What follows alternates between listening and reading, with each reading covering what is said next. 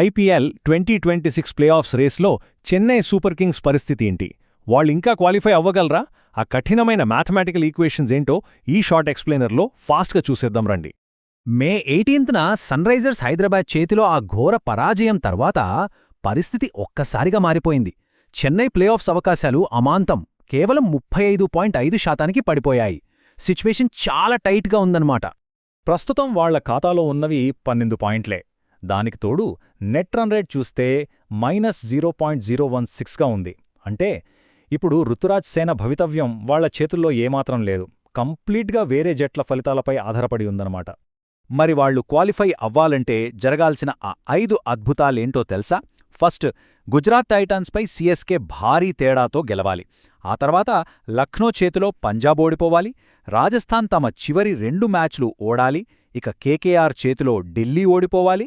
లాస్ట్లో ముంబై చేతిలో ఆ కేకేఆర్ కూడా పాయింట్లో చేజార్చుకోవాలి. వినడానికే చాలా కష్టంగా ఉంది కదూ? ఒకవేళ ఈ అద్భుతాలన్నీ కరెక్ట్గా జరిగితే ఈ టేబుల్లో వాళ్ల పరిస్థితి ఎలా ఉంటుందో చూడండి. కేకేఆర్, పంజాబ్ 13 పాయింట్ల దగ్గరే ఆగిపోతాయి. అప్పుడు మన సీఎస్కే 14 పాయింట్లతో ఆ 4వ స్థానాన్ని దక్కించుకుంటుంది.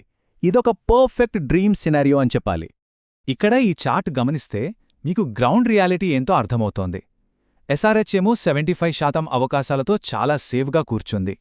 కాని సీఎస్కే, పంజాబ్ జట్లు మాత్రం అత్యంత సన్నని గణాంకాల దారంపై వేలాడుతున్నాయి. అసలు ఏమాత్రం తప్పు చేయడానికి ఇక్కడ ఆస్కారమే లేదు.